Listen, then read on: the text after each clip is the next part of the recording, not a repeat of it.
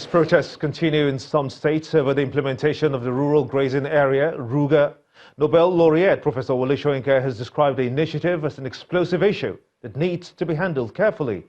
Professor Soyinka explains that ranching has been the solution to cattle rearing in different countries of the world. He adds that the implementation of the ranching or any other initiative to solve the farmers-herders crisis should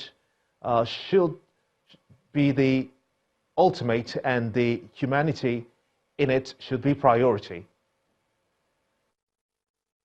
Ruga is going to be an explosive issue, and it had better be handled very carefully. Why is it that we fail to take our models from successful performers? There are ways in which people deal and have dealt for decades, for centuries, with cattle everywhere. I travel everywhere. There's nothing so strange, nothing mysterious about cattle rearing. Why should cattle become a problem just because we like to eat beef? I don't understand it.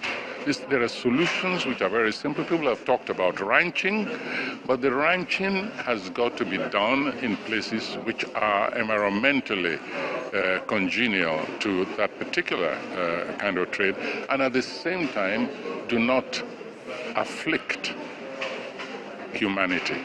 People are being killed in hundreds till today, and it's only because of the failure of leadership at the critical time. That's the most important.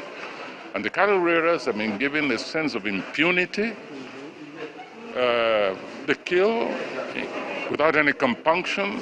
The dry farmers also are contributing to the food solution of the country. They drive them away, burn their crops, eat their crops.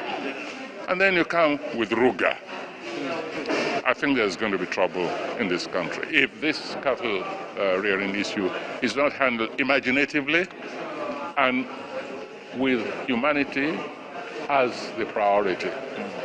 There cannot be any kind of society where cattle take priority over human beings. It is as elementary as that.